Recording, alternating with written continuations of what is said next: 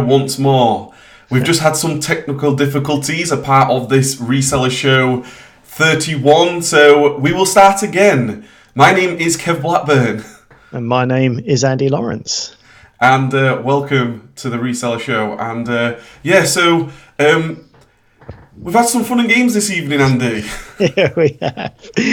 I don't know what's going on between your computer hardware malfunctions and my internet connection. I don't know what's going on because it all seems to be checking out. So I don't know. But this is what happens with live streaming sometimes. It can't be perfect, but we will try and do our best as we can. And so if this is stable and it works for any period of time, and you guys in the chat can tell us whether it's working, if it is, then we will continue to answer your questions and deliver as much help as we can.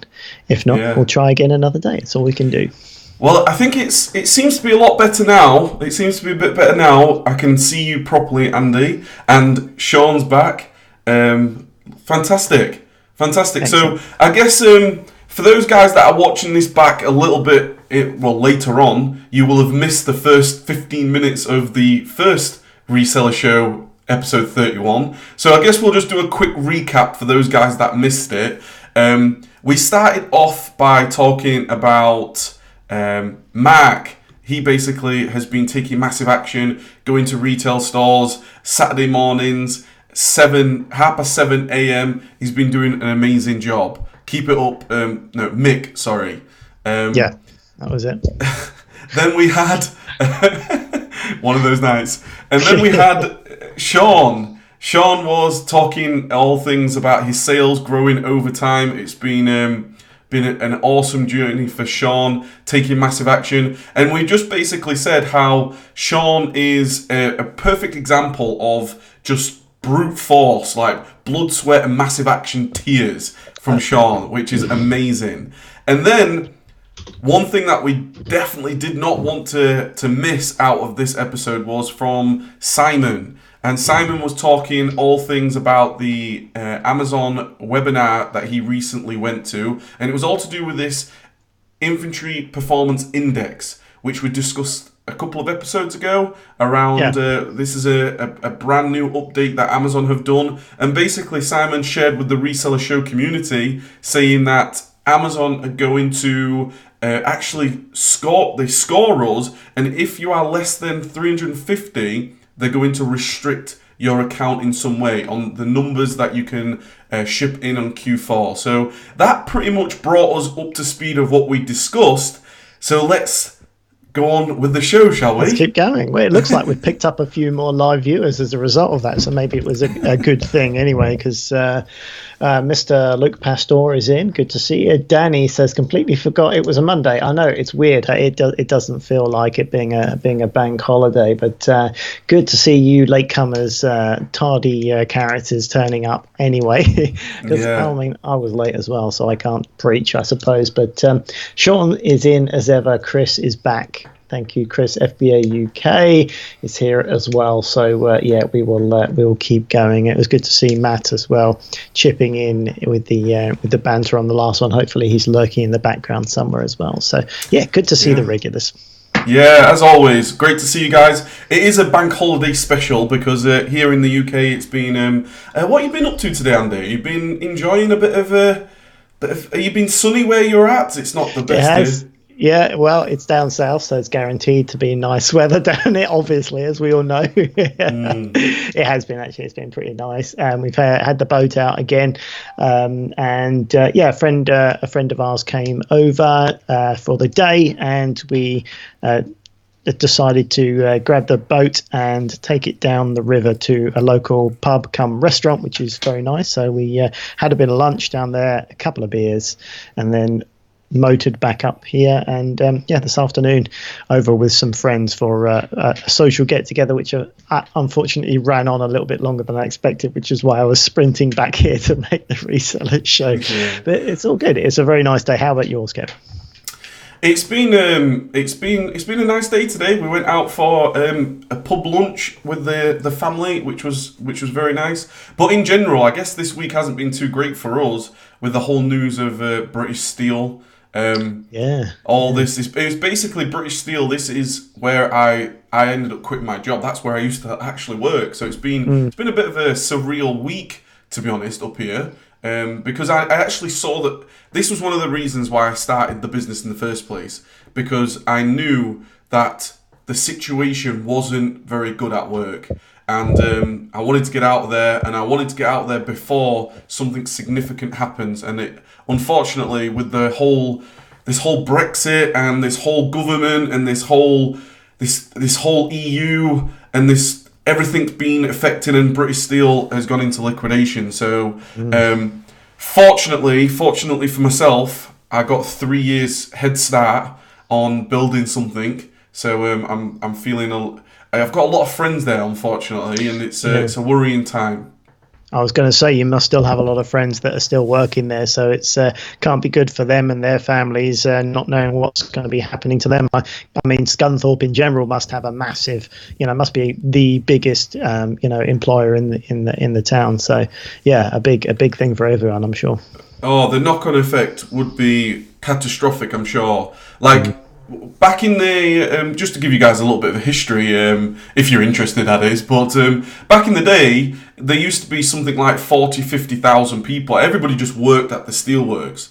That's just where your granddad was, that's where your dad was, that's where your mum and your sister and everybody worked there. And now there's roughly about 4,000, I believe.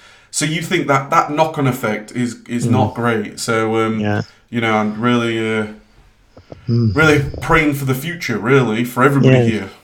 Well, it's a big employer, so you never know. Maybe something will be able to be arranged. Maybe someone will come in and finance it, or maybe even the government will step in, because it's a big knock-on effect. There's probably a lot of other businesses that supply that business as well. So yes, the knock-on effect over a large area would be significant, I'm sure. So yeah, fingers crossed they sort something out and it can continue. But yeah, I suppose that just underlines your decision 3 years ago to venture out on your own and find a new way for yourself. It's kind of, you'd be there worrying for your future as well. So you've got to we as like, and the thing I would say, this is a really, I think I mentioned it the day it all sort of came out. One of the best things that us guys building our own businesses we need to do at all times is anticipate the future, anticipate what's happening with Amazon, anticipate what's happening with, if you're selling on Facebook, anticipate what's happening if you're on eBay. You've got to always think about the anticipation on what may happen, and think about what you can do to protect yourself. So the reality is, the way I sort of see this whole scenario, this whole thing that happened with British Steel, the only thing I would say to everybody here, like talking Amazon, for example, we've got to anticipate that maybe in 3 years' time, Amazon may not be the place to be anymore. So we've got to start working on what we're doing now. We've got to start working on what we're seeing in the bigger picture now. I'm not saying, I don't believe Amazon will go anywhere for a long, long time, but you get my point. Yeah, absolutely. Yeah, it's always important. The more you rely on one stream, the more important it is to be looking at other opportunities. And also, just like I did back in the days of eBay, when I was 100% on eBay, when I first looked at Amazon, I couldn't have thought of somewhere I least wanted to be. It was totally different to eBay. It was confusing. It didn't make sense. It was totally foreign. And I was like, I don't want to be involved in this. But, I once the FBA situation came in, I understood it a bit more and thought this is going to be completely different. It was still very new, but let me have a play with it at least get my foot in the door and understand it. And that's always a good thing. I was still kept my core business, but started to play. And then you see the power and the potential and how scalable it is.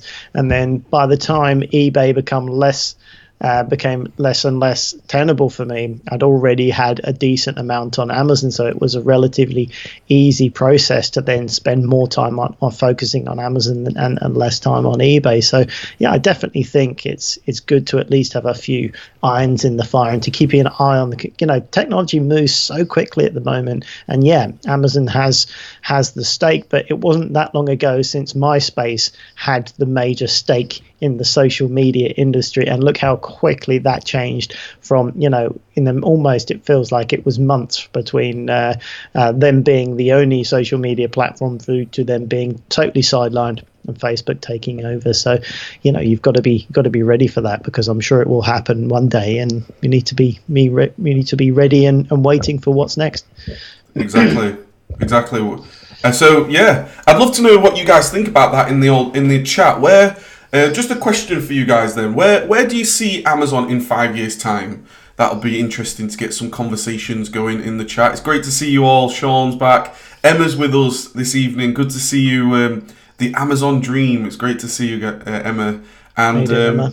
Luke's with us tonight as well. Both Luke and Luke. Both Luke's. Luke's here as well. Yeah, we've and Simon's back, and Kev's back. Yo. Yeah, so, good to see Kev. Yeah. It's. Sorry, I was just about to say. Danny said he completely forgot it's a Monday. Yeah. Somebody said, "Where's Sam?" It's nice that Sam's being missed, because he's normally in there. He's probably enjoying his bank holiday, but it's nice that he's missed out of the core crew. Which means, Sean, if Sam's not saying it, maybe you should be saying something. Yeah, we need some lieutenants in here. We need some lieutenants. So basically, everybody, thumbs up. Come on, thumbs up. A bank holiday thumbs up. But yeah, so Chris, this is an interesting one. Where's Amazon in the next sort of 5 years? Chris says drone delivery. Where do you see that as that's where they're heading, right, Andy? Yeah, I think so. I imagine they'll find some way of making that work and to be efficient. Certainly, be the point where, that seems to be the point where there's a bit of resistance in terms of getting the logistics of getting your stuff to your door is getting better and better. I like the whole click and collect idea. Being able to just pick it up somewhere else where it's convenient is great, and all across the weekend now is cool. But I can see there'll be something in the future where there'll be almost like a delivery location at your house where you don't have to be home. The whole signature and being home thing is clunky now, and I think that's got to be the next revolution, where you just don't need a signature, and there'll be a separate location where you can just pick up your stuff every time, guaranteed, and it's there. And that maybe involve drones, who knows, but I'm sure something much more efficient will turn up, and it will revolutionize things, because we'll get to the point where you can click buy now, and maybe 24 hours is too long. Maybe it will be half that time. Maybe it will be 12-hour delivery and things like this, with more hubs and more frictionless technology. It will be just a few hours and you've got it in your hands, which may actually solidify Amazon as the top of the tree for many more years to come. But yeah, it's all unknown. So we'll look forward to seeing that journey and seeing where it ends up. But who knows? Yeah, one of the things that Amazon did, they purchased the company Ring, and we use Ring in terms of security cameras and things. We use them at the warehouse, we use them here at home, and I believe the goal behind that was for them to be able to have access to your home potentially through some type of security system through Ring. So Ring will be able to identify that is an Amazon delivery person and maybe be able to drop off the parcels. I don't know. I absolutely do believe the more we go on, it will become, it's all about time. That's what ultimately people have a lack of. Like anything you can make faster, anything you can make instant, is going to be a really, really plus in the future. And that's why, some of you guys coming up with some ideas here. I think I just saw Simon's. Simon, this is interesting, because this is something I've been thinking about, and this is something that we've sort of predicting in the future. And Simon said, perhaps a collective of Amazon sellers using their own platform with independent fulfillment centers. And one thing that I was thinking about, and this is something that I'm navigating our business, thinking about the future, is Amazon, they're going to need to get closer and closer to customers. They're going to need to get, they've already built some big fulfillment centers in different areas of the country. But the more this network starts to build out, I believe they might need satellite fulfillment centers. They might need smaller collection of, like, they're going to build some type of huge distribution system, and they might need different satellite, like some sort of independent fulfillment centers. And that's why one of the things that we were thinking in terms of our warehouse, if we positioned ourselves not just as like a warehouse for Amazon, but also some type of distribution type facility, that may, in the future, who knows, there might be an opportunity there to get involved in some type of partnership with Amazon themselves or with another company that comes along. I don't know. Yeah, absolutely. I can't see that not working, to be honest with you. It's almost like a McDonald's franchise where you kind of, the whole system, the software, point of sale, all that type of barcode system just plugs straight in. You provide the premises, and a truck turns up a few, every day and offloads its stuff, and then the couriers turn up every day to take the individual items, and so then you've got half an hour delivery out to the Scunthorpe area, and you're the Scunthorpe hub or something. So someone orders something, and someone will come and pick it up and gets delivered within the hour. I can see that being quite a possible thing. It would work quite well if they bring their technology and integrate it straight in. It would be plug and play. So yeah, I mean, that would make sense because they wouldn't have the liability of buying more land, buying more property, and the slowness that would be. It would literally, you could start up something like that within a month. I imagine it would be quite lean and quite agile. So yeah, interesting concept. This is what I mean. So interesting. And I think it's a case of us trying to position ourselves with our business assets so you're open to opportunity. So that's certainly in terms of the warehouse, in terms of everything that we're learning on how to fulfill orders and our FBM operations and all these things, definitely going to be interesting in the future. But LL Marketing Consultants, it says Amazon franchise in 5 years' time. Sean said, I think it'll be harder to sell. Amazon restrict you on certain stuff to sell. Yeah. No, it's interesting because Sean was saying, there'll be more job losses because less van drivers if they're using drones. But LL Marketing Consultants, sorry, you'll have to throw your name in there so we can see who you are. But yeah, it could be more van drivers because then you've got the people that are delivering in the short time frames, like the 1 hour and half an hour delivery time frame. So yeah, it could mean the opposite. So yeah, who knows? We'll just have to see how things move. But ultimately, it can't be totally robotic. There needs to be humans involved to make everything work. So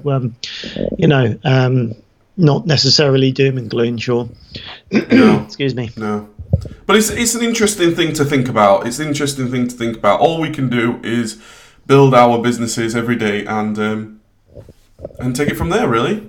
Yeah, it's just keeping our fingers on the pulse and chatting with you guys with new technology as it comes in. And yeah, absolutely. If there's new opportunities, I'm sure we'll know about it and we'll have the opportunity to test it out. So yeah, I'm looking forward to how that moves forward. Yeah. So was there any questions for this week, Andy, that we collected? We did. Pretty sure. So we got one from Mick here. You see that one? He said, hi, I bought some products and found restricted on Amazon, so I thought would open a selling account on eBay. However, when I come to list it, it says I've reached my selling limit of 0. Has anyone experienced this, and how do I get over it? So yeah, so you opened a new account on eBay. So I guess with Amazon as well and eBay, when you first open an account, they do tend to restrict your access to volume and withdrawals and stuff like that. But it's weird to actually have a selling limit of 0. And maybe, Mick, it might be something simple like you haven't confirmed your account, you haven't registered a debit card or something on your account. So you might want to just shoot out an email to support and ask them. But it might be simple as that. If you're just in a rush and you open the account and immediately started listing, there might have been a few things like confirming your email, setting up a payment card or something like that that you need to do. And you currently have a selling limit of 0, so you need to get that sorted out. But it probably is something to do, in my guess, is something to do with the fact you've just opened it. So something worth shooting out a message to support is probably something quite straightforward, I imagine. Do you just out of curiosity for eBay, Andy? Do you still have many operations on eBay?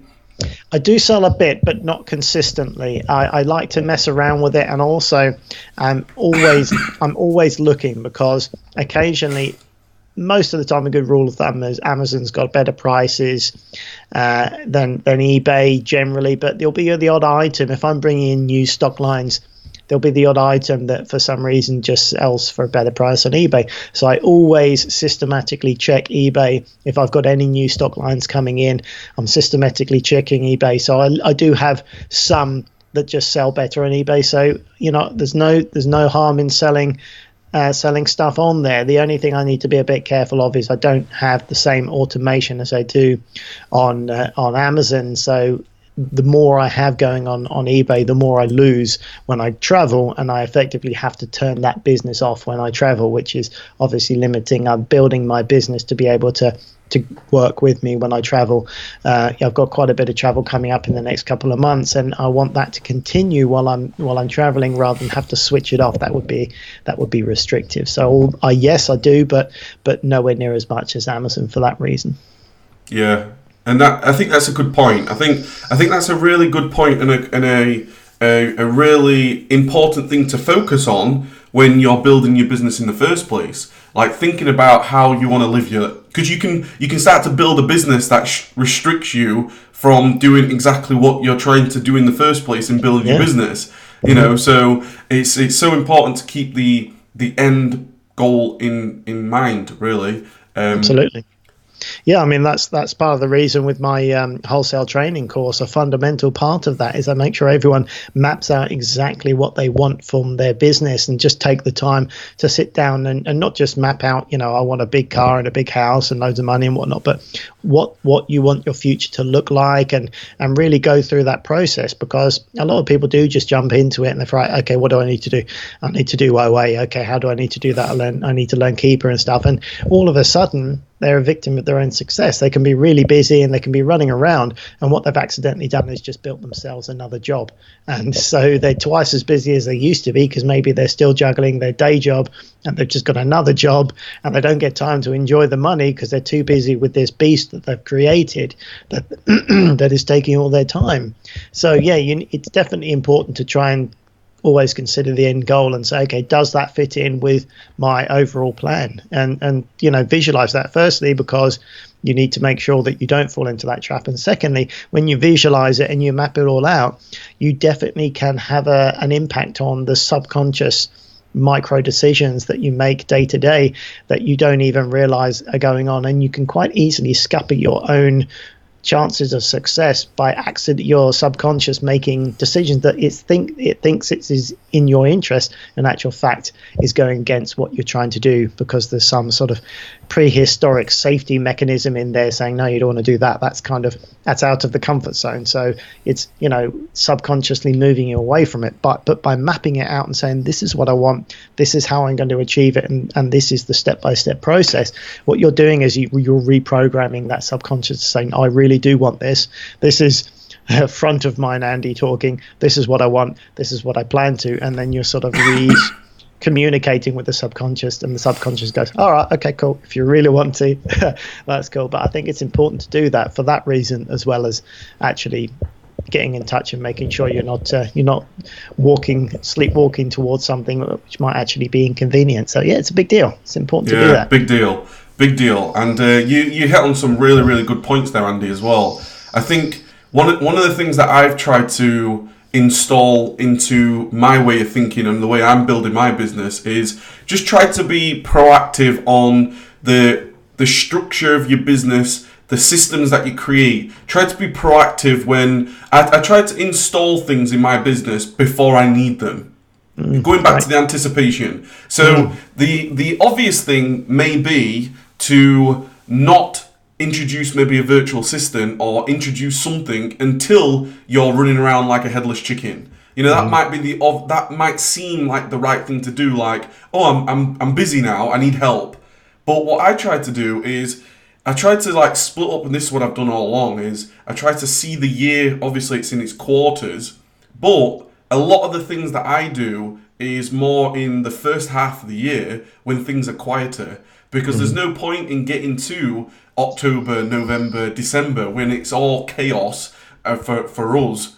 Not for you, Andy, because you're on the beach, but it's all chaos. It's all running around in the warehouse, and it's all like, you know, crazy everywhere. That's why we employ like a warehouse processor in the January. So we're not getting to November and going, oh, we need a warehouse processor. Do you see what I mean? So I think it's a really important thing to do. It's important for me. I will always do this. Try to think of the structure of the business, think about who I need in place and the systems that we'll need prior to actually needing them, and then you start to work towards it.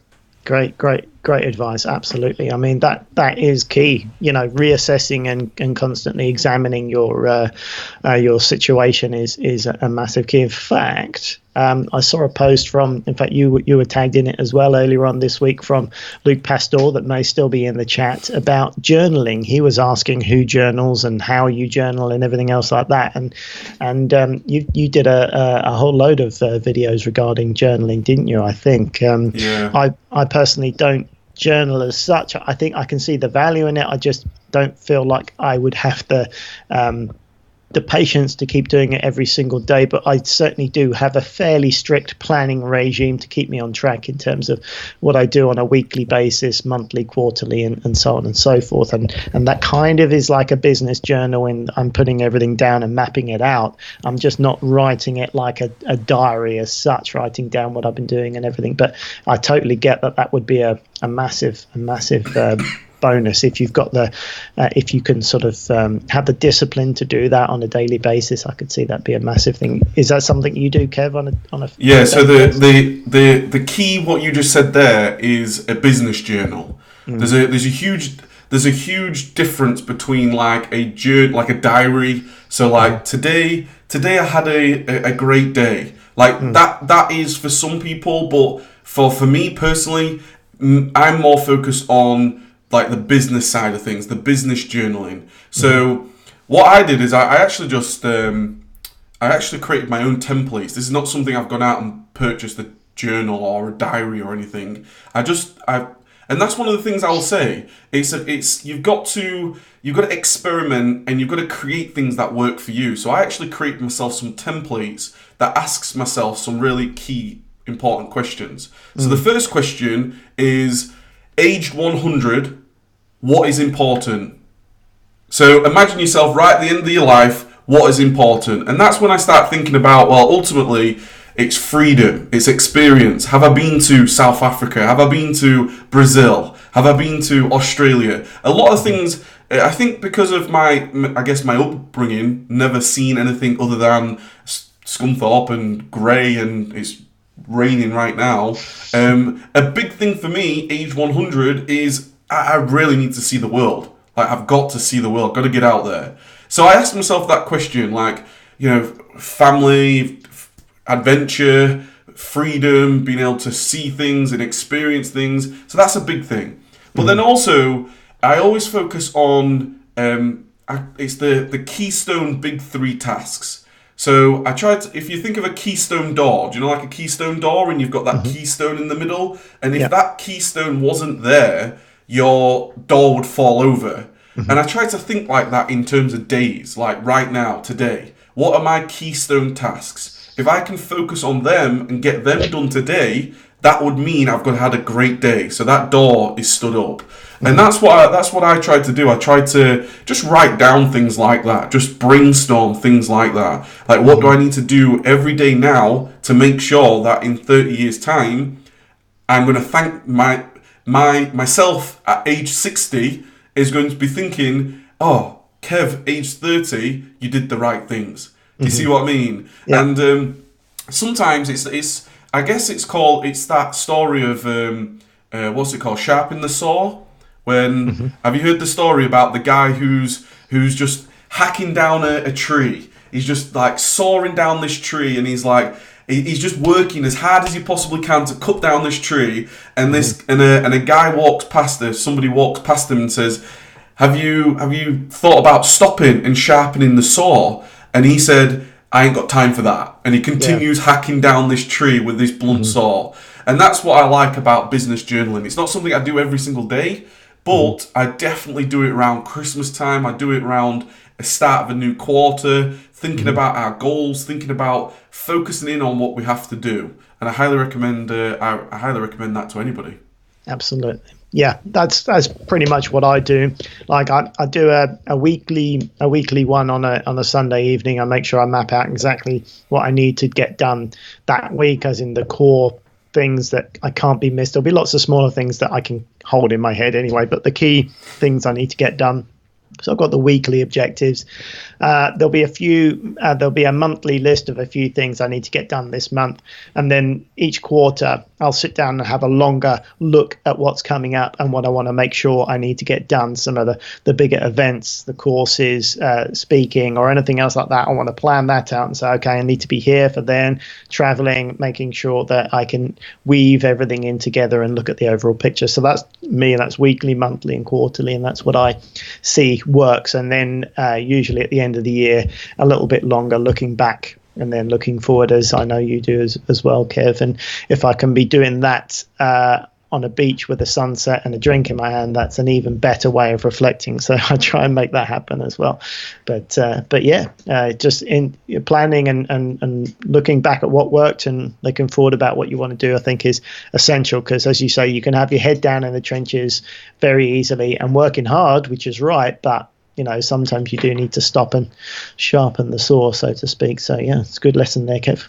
Yeah, definitely. And Luke is actually here in the chat, and he says that Luke journals in my head, but I see the power of it for sure. Most of the very successful people have proper journals and goal setting. I mean, one of the most famous people that I know of, Luke, that was a big advocate of journaling was Jim Rohn himself. And I know you're certainly a big Jim Rohn fan, Luke, as well. I think a lot of us are here. And, he used to say that when he passed on, and at the time, obviously, he was alive saying this, but when he passes on, these journals are going to be incredibly valuable. It's incredible some of the things that he's done in his life, obviously. And imagine that as a gift to his children, his grandchildren, just reading about some of the things that Jim Rohn will have done. But it's one of those things. It's one of those things. I definitely don't do it all the time. I try to promote taking photos. I'm a very visual person. I try to take photos of every other day. I'm trying to take a photo of something, because you just look back at things and then you go, wow, things have progressed. Because it's quite easy. It's quite a common thing. And I don't know whether you may be guilty of this as well, Andy. Like you can be like, oh right, I'm after a result, but you don't really appreciate how far you've sort of gone. Do you see what I mean? And the great thing to look back on is photos. Yeah, absolutely. You do recalibrate. You get desensitized. Just you make small wins and small wins and small wins, and you progress, and hopefully you keep moving forward. But yeah, there was a time where if I made £200 doing something, I'd be doing cartwheels. God, it's amazing. And now less so. I'd be like, okay, great, made £200, going to do this, that, and the other. And you take it for granted almost, because you've reset your sensitivity to different things. So I definitely think that's an important thing, and to look back and appreciate where you come from and where you've developed. And certainly you can easily just get used to it, and you should never be complacent about what you're achieving. If you're making things happen, then you do need to remind yourself sometimes that things are good, because if anything life has taught me, then there could be something around the corner that's going to knock on your door, and it won't be as good as it is today. So you've got to appreciate every single day and say, I've got my family, I've got my health, I've got my job. and I'm very happy, and I appreciate that, because who knows what's around the corner. So Definitely. live for the day, for sure. And you make a good point. What I try to do is, and this is something for everybody, if you want to think about this as well, I try to focus on anniversaries of things. So that's why I'm making a big deal this week of our 3rd year anniversary in the warehouse. Just to remind ourselves, like, this was the week that we got the keys for the warehouse, and we walked into a huge place which we didn't know how to fill this place. We had no idea. We were completely... It's one of those things where it's like, oh my God, are we actually doing this? Just like it is when you quit your job. Just like when you get your first sale. You're like, wow. So note those dates down, and then if you have a trigger for yourself on those anniversaries, then just take a moment for yourself and go, wow, I quit my job like 2 years ago here. Or I got my first sale 3 years ago there. And then just take a moment and celebrate yourself, as well as... the people around you as well, and it's a big thing. Absolutely, it is. It's important. It's important to remember that, and just be grateful in general, because I think that acts of being grateful and looking at your situation and appreciating even the small wins can really help center you and keep you in the present. As who was it that said? I think it's John Kabat-Zinn says, "We're human beings. We're not human doings." So you have to remember to be present in the moment and not just get caught up with doing stuff, because that's certainly something you can get caught up or addicted to, and just being busy for the sake of busy. And we can all get carried away and involved in the work without actually stopping to be present in the everyday moment. So and I just wanted to quickly add here. Good to see you tonight, Mandy. Mandy's joined us live. Hi, Mandy. LL Marketing Consultants. I'm not sure whether he or she mentioned name. I've not seen a name. I'm not sure, unless we've forgotten. So your YouTube is the journal, and that is a really good point, right? So I just wanted to. One of the things that I absolutely wanted to do with my YouTube channel is treat it as though I'm just capturing information and sharing it.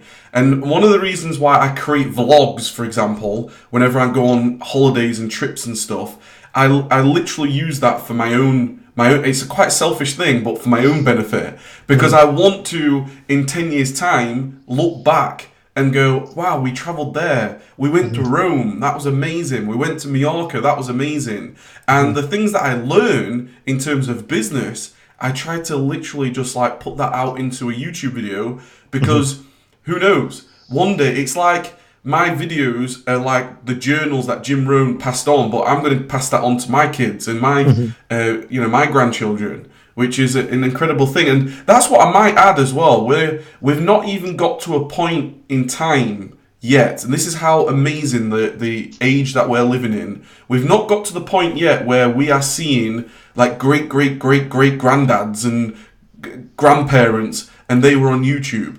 Imagine seeing your great granddad on YouTube, because YouTube was around in 1800s. Do you see what I mean? It's fascinating.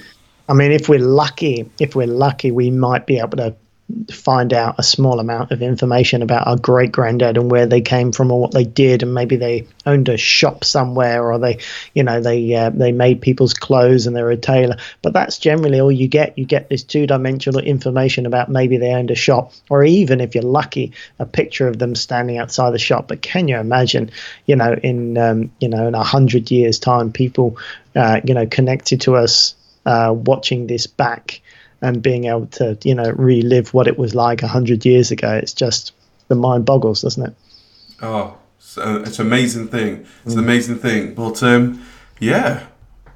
well, we've got 9 people watching. We've got 5 thumbs up. So, the 4 what's all that people... about? Come on. Come on, get the thumbs out. We appreciate you. If you're watching this back as well, we appreciate the thumbs up. If you're listening again on the podcast, and hit us up with a review. That's always good. And if you know someone who's not tuning in, just maybe let them know this is happening every Monday, because occasionally we'll get someone come on and say, I didn't even know this was a thing. It's a thing, and it happens every Monday at more or less 7:00, as long as I'm in the right place at the right time. So we appreciate and the technology you works. and the technology works as well. I don't know why it's working now and it wasn't earlier, but hey, we'll get there in the end. That's what it's all about. It's not perfect. Yeah, and I just wanted to. There was a question from Sean in the previous stream, and I'll just share this now because it was a great, valid question. And he basically said, "So thanks very much for taking that screenshot, Sean. It was in the Reseller Show Facebook group." But he basically said, "I'm still sole trader, switching to limited company before I hit 85,000." In a month or two, and have to tell Amazon. Is it true that they suspend your account temporarily when you're moving that making that change? Yeah, they can do, Sean. It's not a guarantee. There are people where it's been smooth and there's been no suspension. If it takes past a certain period of time and they're waiting for stuff, they will suspend whilst they're waiting for things. I think generally, from my experience, they never did this in my timeline, so to speak, and it was never an issue for me. But having been around where a lot of people have gone through this now and tried to give them some advice and listening to other people's information, if you get all your ducks in a row before and be as planned as you can and ready to go with everything and know what to expect, I think that's your best situation, and that's when you get the least disruption. They're not asking for your inside leg measurements. They generally have a good idea of what they want, and if you get that ready, what happens is some people can be a bit casual about it, start the process, and then they'll ask for something, and then they have to go off and start asking the bank for information and opening accounts and all things like this, in which case 2 weeks down the line maybe they'll suspend your account whilst you get back to them. So if you've got it all ready, you answer their questions as quickly as possible. They ask you a question, you answer it the same day. It seems like you can get it done, but yeah, it can be slightly complicated and you've got to work with them to make it work. But hopefully if they do suspend you, it will be a matter of a day or so, Sean, and not much more than that. But yeah, just find out as much as you can about it first. Get everything ready to go is my best advice. Is plan it ahead of time and get cracking with it. Really, I think. Great answer. I think you covered everything then. Top man. And he knows his stuff. He knows it. He knows his stuff. Oh no, that way. I don't know where I am anymore. With Webinar Jam, I had a rough idea, but God knows now. I've no idea. Virtually, you're right here. Yeah, sitting on your filing cabinet. Yeah. Perched on your filing cabinet. Excellent. No, it's it's you pick up a few things as you go along, don't you? And especially when you want to help people, things stick in your mind about certain things that can be an issue. So try and hold on to these bits and pieces. What's Luke got to say? Luke's been in the chat, says you have to close the live with the X at the top right to hit thumbs up. Come on, people! I don't get what that's supposed to mean, but I appreciate the sentiment, Luke. You have to close the live with the X at the top right to hit the thumbs up. Oh, okay. Apparently, if you close the live with the X at the top right, it hits the thumbs up. I don't know. Anyway, I don't know what that means, Luke. Sorry. Make sure that there's an option to watch in VR. Cool. That Amazing. Would be weird. Yeah. That would be weird. I mean, I'm sat in my boxers. Yeah. Maybe you don't want to see everything. Yeah. One day, who knows? One day, I absolutely do believe that one day we will be able to do like the in-person masterminds that I have at the warehouse. Imagine that like in a virtual way. Like I'm sat there actually by myself like this, and then there's like you guys all there virtually. That'd be weird. That would be cool. That would be the new forefront of technology. That would be like a virtual. Everyone's got virtual headsets on, and we're all in a room together talking about stuff, but not actually there. Yeah, that'd be quite Quite crazy. Weird. I love it. All right. Well, should we knock it on the head? Yeah. Do we call it a little bit earlier tonight? Yeah, well, we've probably done about an hour and a half all in all with the two separate shows, but yeah, I think we covered a lot of good ground tonight, and we've covered some interesting subjects. So hopefully we've been of use, guys. And as you say, hit that thumbs up if you appreciate us, and yeah, we'll catch you again this same bat time, same bat channel. Yeah, really looking forward to seeing you guys. Oh my God, I was thinking that, Kev. Yeah. Thanks very much for your patience with us this evening. I know that can be a little bit not sure what's going on the other side when we are just frozen on screen and we're just like, I can't hear you, Andy, and Andy can't hear me, and it's probably comedy for you guys. I'm not gonna lie. Yeah. We'll always try and sort it out somehow or other. Yeah, we'll always get there. But yeah, keep using the chat, keep using the Facebook group, sorry. If you got any successes, if you got any questions, any topics, please don't stop ever using the Facebook group and just put it out there, whatever's on your mind. And then we will definitely get around to talking about it on the Reseller Show. So really enjoyed that. So thanks very much, Andy. Yeah, thank you, Kev. Always a pleasure. And we'll see you guys next time. See you later. Cheers, guys. See ya. That's it.